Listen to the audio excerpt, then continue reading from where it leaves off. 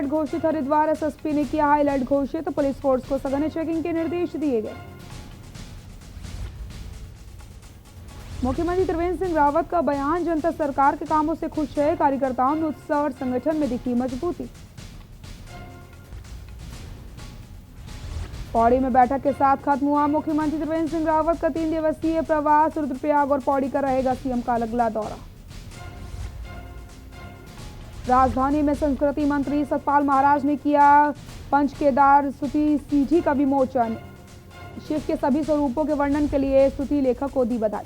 सरकार ने जारी की कोविड की नई एसओपी। बाहरी राज्यों से उत्तराखंड आने वालों के लिए पंजीकरण की व्यवस्था हुई खत्म।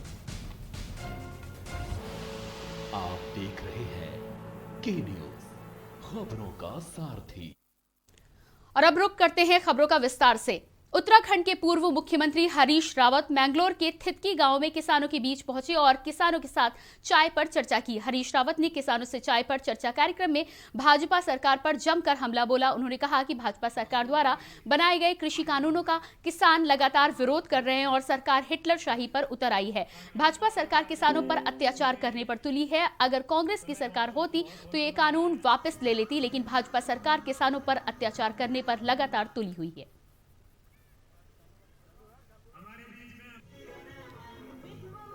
देखिए, जो 65 दिन से जो दिल्ली में प्रोटेस्ट चल रहा है किसान का, और इस सरकार ने, अंधी बहरी गूंगी सरकार ने जो किसानों को ऊपर 3 काले कानून थोपने का काम किया हुआ है, इसके खिलाफ जो 26 जनवरी को इन्होंने किसान को आतंकवादी और पूरी साजिश के तहत जो है किसान को जो जिस पर गर्व होता था कि हम किसान हैं, गर्व से लिखते थे और जय जवान जय किसान, उसको इन्होंने नेस्तनाबूद करने का काम किया है। आज किसान हताश था। चौधरी राकेश टिकैत जी को इन्होंने पूरा जो है मारने की साजिश की। वहाँ से लोनी के जो विधायक थे, पूरा भाजपाई होगा, आज देश को तोड़ने का काम कर रही है सरकार। ये प्रोग्राम इस चीज़ पर वार्ता करने का था। आज कैसे इस निकम्मी सरकार को हटाया जाए और कैसे किसान को बचाया जाए। और अगली खबर बैरीनाग से है, जहां गुस्साए सफाई कर्मियों ने कूड़े से भरे वाहन को बाजार में खाली कर दिया। सफाई कर्मियों ने ईओ पर कार्य के दौरान अभद्रता करने का, उत्पीड़न करने का आरोप लगाते हुए कार्य का बहिष्कार किया। नगर पंचायत कार्यालय में जमकर नारेबाजी का प्रदर्शन करते हुए सूचना मिलने पर नायब तहसीलदार हिमांशु जोशी और पुलिस टीम मौके पर पहुंची और कर्मचारियों को समझाया। वहीं कर्मचारियों ने बताया कि जब तक कार्रवाई नहीं होती तब तक कार्य का बहिष्कार किया जाएगा। कार्य बहिष्कार करने का एक इनका कारण यह था कि मैंने आज सुबह 9 बजे इनको पूरे क्षेत्र में चेक किया और कोई भी कर्मचारी कार्य करते हुए नहीं मिला, बल्कि इधर उधर सब कर्मचारी घूमते हुए मिले। तो मैंने उनका जो है फोटो खींचने की बात की और इस बात पर ये लोग जो थे बहुत ज़्यादा नाराज हो गए और इनके द्वारा कार्य बहिष्कार प्रारंभ कर दिया गया। और अगली खबर लक्सर से है। यहां अवैध खनन की ओवरलोडिंग की रोकथाम के लिए चलाए जा रहे अभियान के अंतर्गत तहसीलदार सुशीला कोठियाल ने हरिद्वार लक्सर मार्ग पर 2 अवैध खनन से भरे वाहनों को सीज कर दिया। आपको बता दें कि लक्सर में अवैध खनन का कारोबार लगातार प्रशासन की धरपकड़ की कार्रवाई के बाद भी पूरी गति पर है। वहीं इस संबंध में तहसीलदार सुशीला कोठवाल ने बताया कि अवैध खनन की शिकायतें लगातार मिल रही हैं और उन पर कार्रवाई भी की जा रही है। खनन की शिकायतें प्राप्त हो रही थी और उच्च अधिकारी द्वारा भी अवैध खनन पर नियंत्रण के लिए दिशा निर्देश जारी किए जा रहे हैं। इसी के दृष्टिगत मेरे द्वारा रात्रि भ्रमण किया गया। रात्रि भ्रमण के दौरान लगभग 12:30 बजे 12:20 के करीब सुल्तानपुर लक्सर मोटर मार्ग पर 2 वाहन अवैध खनन रेत बजरी ले जाते हुए पकड़े गए और कोई भी वैध उनके पास प्रपत्र नहीं था, इसलिए उनको अवैध खनन निवारण अधिनियम के तहत। हरिद्वार के जिला पंचायत बोर्ड में जोरदार हंगामा हुआ। हंगामे के दौरान निलंबित उपाध्यक्ष राव आफाक अली और सदस्यों के बीच धक्का मुक्की भी हुई। दरअसल राव आफाक अली को प्रशासनिक अनियमितताओं के आरोप में डीएम ने निलंबित कर दिया था। उन पर कार्यवाहक अध्यक्ष रहते हुए वित्तीय और प्रशासनिक अनियमितताओं के आरोप लगे थे। वहीं पिछले साल कुछ समय के लिए राव आफाक अली को जिला पंचायत का कार्यवाहक अध्यक्ष बनाया गया था। जिला पंचायत के एक सदस्य चौधरी विजेंद्र सिंह ने उनके कार्यकाल में हुए उनके कामों की सूचना अधिकार के तहत जानकारी मांगी तो अनियमितताओं की बात सामने आई। इसकी शिकायत शासन से की गई, जिसके बाद राव आफाक अली को निलंबित कर दिया गया।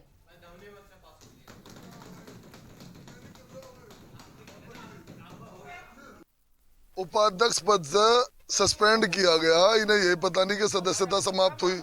मैंने कहा लिख कर दे दो, मैं यहाँ से उठ कर चला जाऊंगा। ना अपर मुख्य अधिकारी ने ना अध्यक्ष ने लिख कर नहीं दिया। 1 घंटा मीटिंग लेट करी। ये जनप्रतिनिधि इनके नौकर नहीं है जो 1 घंटा पहले आकर बैठ जा। काम विकास के लिए कम से कम एक सदस्य का 1.5 2 करोड़ का आ रहा। कोई सदस्य यहाँ काम मांगने की हिम्मत नहीं कर रहा। अध्यक्ष, ये आखिरी मीटिंग थी, हमने सदस्यों ने किसी ने काम नहीं, मैंने अपने काम के लिए आवाज उठाई है और भाई काम मिला, क्षेत्र का विकास हो, ये मैंने कहा। और अगली खबर रुड़की से है, जहां एक कार्यक्रम के दौरान भाजपा की झबरेड़ा विधायक देशराज कर्णवाल द्वारा किसानों के लिए दिए गए विवादित बयान पर किसान नेता पदम रोड ने पलटवार करते हुए कहा कि झबरेड़ा विधायक किसानों के द्वारा दिए गए वोटों से ही आज विधायक बने हैं। उन्हें शोभा नहीं देता कि वे किसानों को अनाप शनाप और आपत्तिजनक बातें कहें। उन्होंने कहा कि विधायक के विवादित बयान पर वो प्रेस वार्ता कर जवाब देंगे और क्षेत्र के किसान विधायक का बहिष्कार कहेंगे। अगर यो ज्यादा किसानों के खिलाफ बोल लगा तो किसानों की वोट तो बनावे। किसी वो ऐसे की वोट नहीं मिली सा। जिन किसानों के खिलाफ ये बोल रहे बीजेपी वाले, इन किसानों की बदौलत है यहाँ से। इन्हें कोई नहीं पूछा, सड़क पर बिना तो नहीं। और हम इस वक्त प्रेस वार्ता कल करेंगे और हम इसका जवाब देंगे। चील का मुँह इसके पक्ष में भर देंगे इनको। कल को मैं वहाँ के जो किसान लोकल किसान है वहाँ का झबरेड़े का, उनसे भी हम बात करेंगे। अगर ये ऐसी भाषा बोलता है किसान के प्रति, इसका हम बाइकाट करेंगे। इसका चुनाव में ऐसा इसा हम ये चील का मुंह इसके बक्से में यही दिलवाएंगे। और अगली खबर देहरादून से है, जहां बीजेपी के खानपुर विधायक कुंवर प्रणव सिंह चैंपियन पर उनके पड़ोस में रहने वाले परिवार ने गंभीर आरोप लगाते हुए चैंपियन के खिलाफ डीआईजी गढ़वाल से शिकायत दर्ज कराई है। परिवार का आरोप है कि चैंपियन ने उन्हें जान से मारने की धमकी देते हुए उनकी संपत्ति पर कब्जा कर लिया है। इतना ही नहीं, चैंपियन ने उनके परिवार पर मुकदमा भी दर्ज करवा दिया है। वहीं डीआईजी गढ़वाल नीरू गर्ग का कहना है कि पूरे मामले को लेकर एसएसपी हरिद्वार को निर्देशित कर जांच के आदेश दे दिए गए हैं। देखिए, ये लंढौरा क्षेत्र के ये लोग आए थे। संजय अग्रवाल और अजय अग्रवाल के फैमिली मेंबर्स थे ये। इन लोगों की शिकायतें कुछ वहाँ के लोकल एमएलए के अगेंस्ट थी। मैंने एसएसपी हरिद्वार को निर्देशित कर दिया है कि इसमें पूरी निष्पक्ष जांच करके जो भी कार्रवाई हो वो त्वरित की जाए। और फिलहाल रुकेंगे एक छोटे से ब्रेक के लिए। ब्रेक के बाद भी खबरों का सिलसिला यूं ही जारी रहेगा।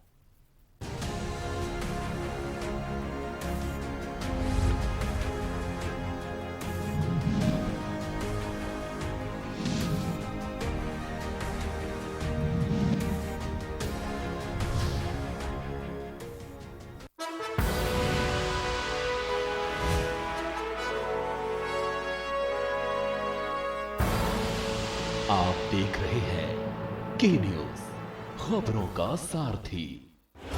जब आपकी सोच को अंधेरा घेर लेता है और सिस्टम भी मुंह फेर लेता है, जब वादों की परतें खुलने लगती हैं और हारी उम्मीदों का ऊंचा ढेर लगता है, जब सड़क पर एड़ी की रगड़ देखकर अब तक जो भी हुआ सब बेअसर लगता है, तब चिंतन से डगर होगी आसान, मंथन से निकलेगा समाधान। मंथन।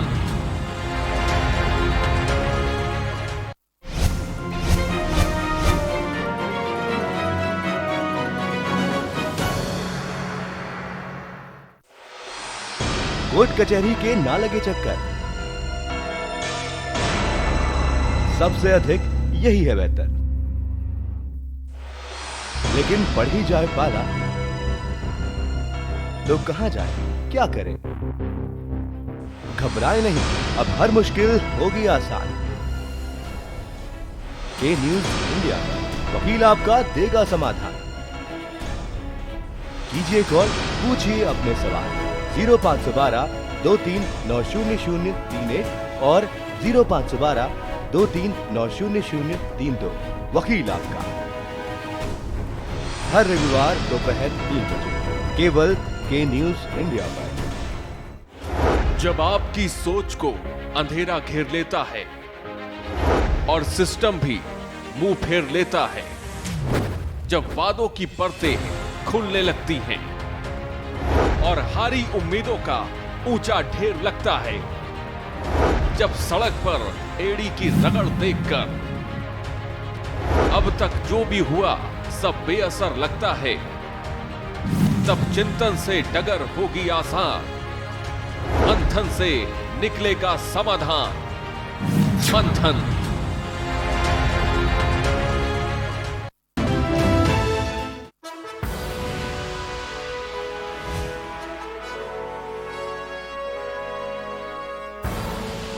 आप देख रहे हैं के न्यूज, खबरों का सारथी।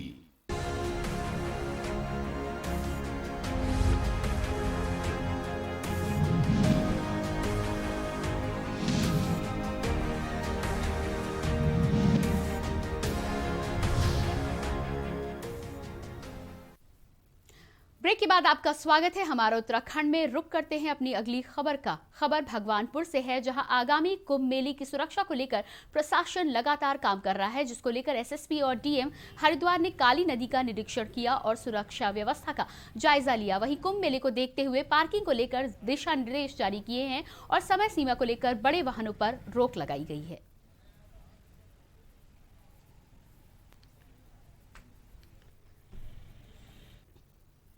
कुंभ मेला शुरू होने में अब कुछ ही समय बाकी है और ऐसे में हम देख सकते हैं कि परंपराओं के अनुसार कुंभ की शुरुआत अखाड़ों में धर्म ध्वजा की स्थापना के साथ हो गई है, जिसके लिए आज कुंभ मेला प्रशासन सभी 13 अखाड़ों के साथ छिछरवाला के जंगलों में पहुंचा, जहां अखाड़ों ने अपनी धर्म ध्वजा के लिए लकड़ी का चयन किया। धार्मिक मान्यताओं के अनुसार कुंभ की शुरुआत अखाड़ों की धर्म ध्वजा की स्थापना के साथ ही होती है। आज शनिवार को कुंभ मेला प्रशासन सभी 13 अखाड़ों के प्रतिनिधियों को लेकर देहरादून के छिछरवाला के जंगलों में पहुंचा, जहां सभी 13 अखाड़ों के प्रतिनिधियों ने अपनी धर्म ध्वजा की लकड़ी के लिए पेड़ों का चिन्हीकरण किया। इस अवसर पर अखाड़ा परिषद ने अध्यक्ष नरेंद्र गिरी ने बताया कि धर्म ध्वजा की स्थापना के बाद अखाड़ों में कुंभ की शुरुआत मानी जाती है, जिसके लिए आज सभी 13 अखाड़े कुंभ मेला प्रशासन के साथ जंगल में लकड़ी चुनने के लिए आए हैं।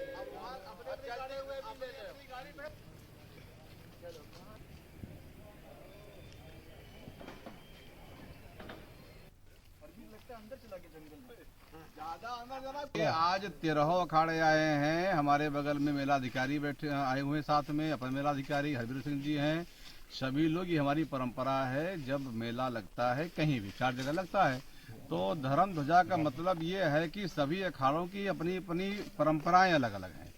किसी की 52 हाथ की होती है, किसी उससे छोटी होती है। जहाँ संन्यास परंपरा की बात है वहाँ पे 52 हाथ, क्योंकि 52 मढ़िया है, 52 हाथ हमें चाहिए। यहाँ पे आज माननीय अध्यक्ष जी एवं सभी हमारे सम्मानित अखाड़ों के प्रतिनिधि आज यहाँ पे आए हैं छिंदरवाला में, और धर्म ध्वजा की जो लकड़ियाँ हैं उसका चयन किया जा रहा है। इन पे आज निशानदेही भी हो गई है और इसको उचित समय पे जैसा हमें बताया जाएगा उस समय पे यहाँ से इसका हम ढुलान करते हुए, इसका कटान करते हुए इनको अखाड़ों में जो भी परंपराएं रहती हैं उन सबका पालन करते हुए पहुँचाएंगे। कि बहुत ज़्यादा है। समाजवादी पार्टी के जिला कार्यालय में आज सपा के राष्ट्रीय कार्यालय प्रभारी एवं उत्तराखंड सपा प्रदेश कोषाध्यक्ष एसके राय के पहुंचने पर सपा के जिला अध्यक्ष योगेंद्र यादव और सपा कार्यकर्ताओं ने फूल मालाएं पहनाकर उनका जोरदार स्वागत किया। इस मौके पर सपा कोषाध्यक्ष एसके राय ने भाजपा पर वार करते हुए कहा कि प्रदेश की भाजपा सरकार ने जनता को ठगा है। प्रदेश में भ्रष्टाचार, बेरोजगारी, पलायन, सड़कों का बुरा हाल जैसी तमाम समस्याएं हैं आज उत्तराखंड के सामने है, लेकिन सरकार इन मुद्दों से भटककर पूंजीपतियों को बढ़ावा देने में लगी हुई है। प्रेस वार्ता में प्रदेश कोषाध्यक्ष ने कहा कि सपा उत्तराखंड में तीसरे विकल्प के रूप में उभर रही है। सपा उत्तराखंड में भी चौमुखी विकास और रोजगार देने का काम करेगी।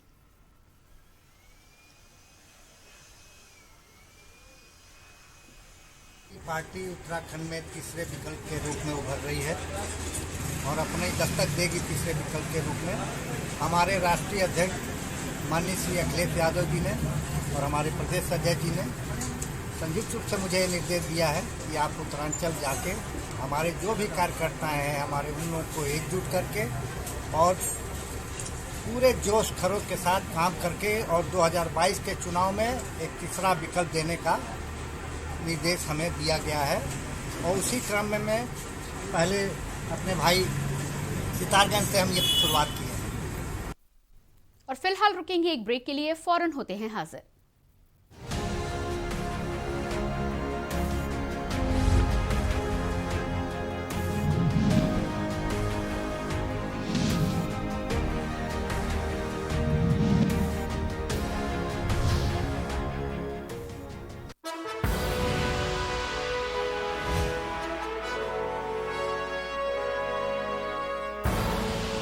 आप देख रहे हैं के न्यूज, खबरों का सारथी। पहला आनंद पॉलिसी टर्म के अंत पर मैच्योरिटी क्लेम का पूरा भुगतान और दूसरा आपके अपनों के लिए लाइफ कवर की पूरी रकम बिना किसी प्रीमियम के। LIC न्यू जीवन आनंद, आनंद ही आनंद।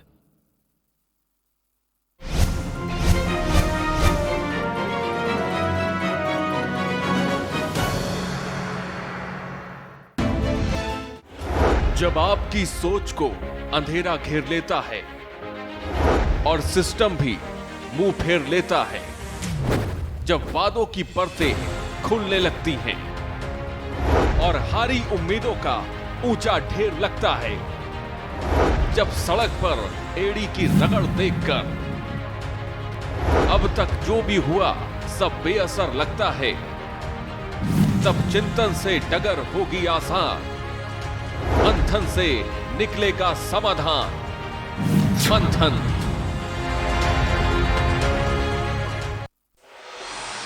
कोर्ट कचहरी के ना लगे चक्कर, सबसे अधिक यही है बेहतर। लेकिन बढ़ ही जाए पाला तो कहां जाए, क्या करें? घबराए नहीं, अब हर मुश्किल होगी आसान। के न्यूज इंडिया पर वकील आपका देगा समाधान। कीजिए कॉल, पूछिए अपने सवाल 0512 23900031 और 0512 23900032। वकील आपका हर रविवार दोपहर 3 बजे केवल के न्यूज इंडिया पर।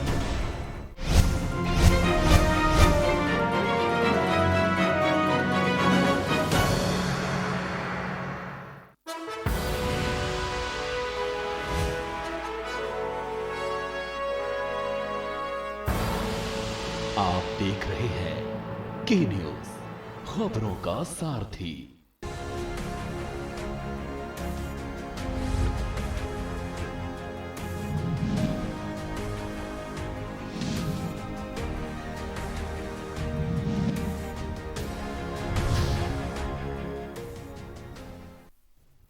ब्रेक के बाद आपका स्वागत है और बात करते हैं अगली खबर की। राज्य के मुख्य सचिव ओम प्रकाश निजी कार्यक्रम में शिरकत करने नैनीताल पहुंचे। नैनीताल पहुंचे मुख्य सचिव ने कहा कि कुंभ मेले में इस बार भीड़ कम करने के लिए राज्य सरकार द्वारा कुंभ मेले की अवधि को कम करने का फैसला लिया गया है। कुंभ में आने वाले बाहरी राज्य के लोगों को, श्रद्धालुओं को 72 घंटे पहले की कोविड जांच रिपोर्ट लाना अपने साथ अनिवार्य होगा।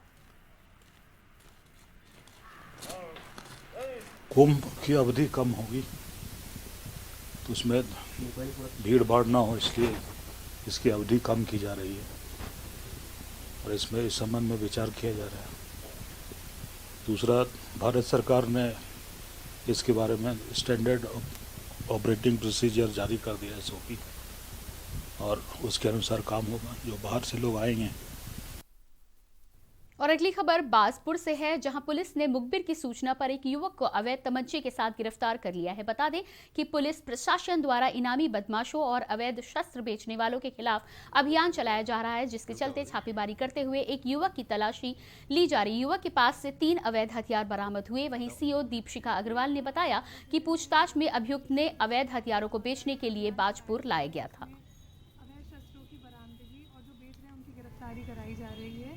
श्रीमान वरिष्ठ पुलिस अधीक्षक द्वारा एक अभियान चलाया जा रहा है, जिसमें अवैध शस्त्र की बरामदगी और जो लोग ऐसे अवैध शस्त्र बेच रहे हैं उनकी गिरफ्तारी के लिए अभियान कर रहे हैं।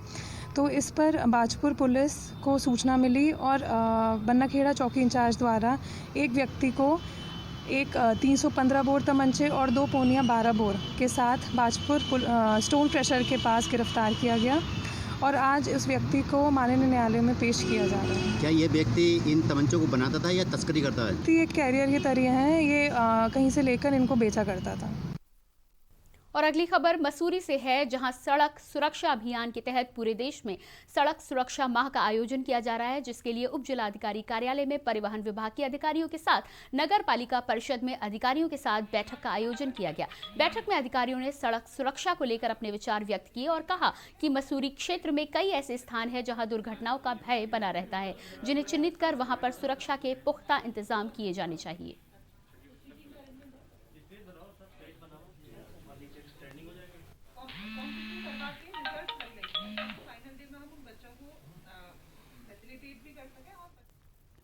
रुड़की के भगवानपुर थाना क्षेत्र के सिकरौरा निवासी एक व्यक्ति को परिजनों द्वारा घायल अवस्था में रुड़की के सिविल अस्पताल में भर्ती कराया गया, जिससे गोली लग गई थी। इस पर परिजनों का कहना है कि व्यक्ति को खुद ही लाइसेंसी बंदूक से गोली लगी है, जबकि सूत्रों की माने तो युवक दोस्तों के साथ शिकार पर गया हुआ था। वहां सीने और जांघ पर गोली लगने के कारण मामला बताया जा रहा है। ये मामला संदिग्ध है।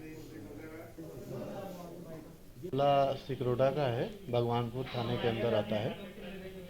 अभी उनके दाहिने थाई में और राइट साइड चेस्ट में फायर आर्म इंजरी है, जो प्राथमिक जांच में पता लगा है।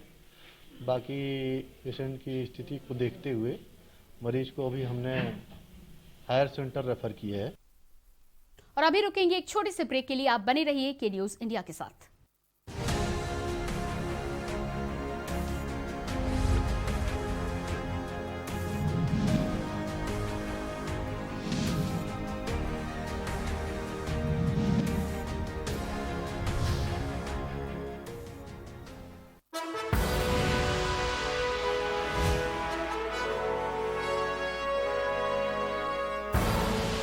आप देख रहे हैं के न्यूज, खबरों का सारथी।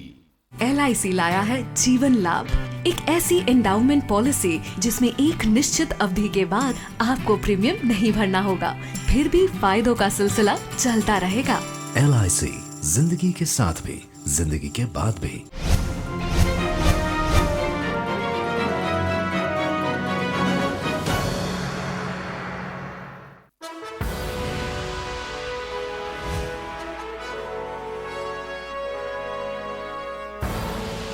आप देख रहे हैं के न्यूज, खबरों का सारथी।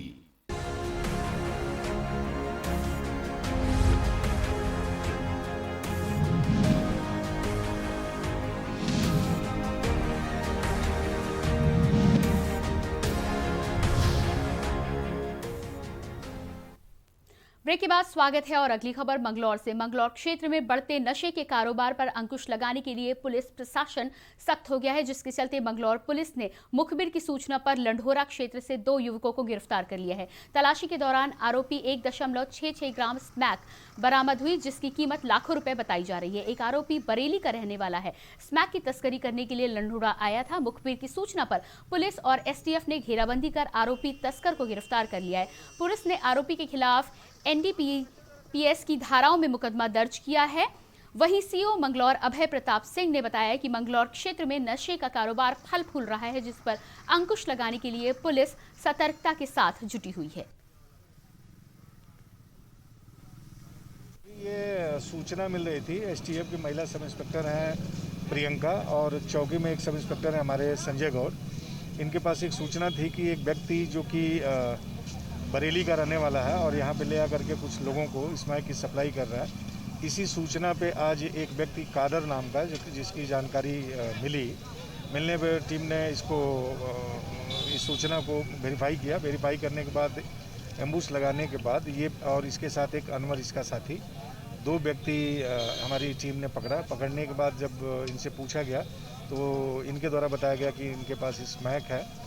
और भगवानपुर विधानसभा की नई प्रभारी पूनम भगत ने कांग्रेस विधायक ममता राकेश के कार्यालय पर कांग्रेस पदाधिकारियों की बैठक ली। बैठक में क्षेत्र के सभी जिम्मेदार लोगों ने भाग लिया और आगामी 2022 के चुनाव के लिए कमर कसी। इस बीच कांग्रेस के पदाधिकारियों में संगठन को लेकर काफी नाराजगी देखने को मिली। कांग्रेस पदाधिकारियों ने जिलाध्यक्ष को लेकर सवाल उठाते हुए कहा कि अभी तक जिलाध्यक्ष की नियुक्ति न होना अपने आप में एक बहुत बड़ा सवाल है। उन्होंने कहा कि कैसे चुनाव लड़ा जाएगा, अब जिले पर कोई जिम्मेदारी ही नहीं है। कार्यकर्ताओं ने राज्य के मुख्यमंत्री के चेहरे वाली बात पर कहा कि उत्तराखंड में हरीश रावत से अच्छा और कोई चेहरा पार्टी के पास नहीं है, इसलिए पार्टी को उनके चेहरे पर ही मुहर लगानी चाहिए। कार्यकर्ताओं ने बैठक में अपनी बात रखते हुए कहा कि उत्तराखंड में यदि कांग्रेस को पार्टी दोबारा देखना चाहती है तो हरीश रावत को ही मुख्यमंत्री पद का दावेदार बनाया जाए। उनके अलावा राज्य में कांग्रेस की सरकार नहीं बन सकती। इस मौके पर जब विधानसभा प्रभारी पूनम भगत ने पार्टी में फूट के बारे में पूछा गया तो उन्होंने बात को टालते हुए कहा कि कोई फूट नजर नहीं आ रही है और प्रदेश की जनता हरीश रावत को काफी पसंद करती है, इसलिए थोड़ा बहुत खींचातानी हो रही है, जिसको जल्द ही दूर कर लिया जाएगा और आगामी चुनाव में पार्टी एक मत होकर चुनाव लड़ेगी। 2022 हमारे सामने है, उसका इलेक्शन निर्धारित हुआ है सभी हमारे उत्तराखंड कांग्रेस कमेटी के प्रदेश अध्यक्ष सिंह जी, हमारे प्रभारी टीम का गठन हुआ है। सभी विभिन्न क्षेत्रों में प्रभारी हुए हैं। और फिलहाल इस बुलेटिन में इतना ही, लेकिन आप लगातार देखते रहिए के न्यूज़ इंडिया।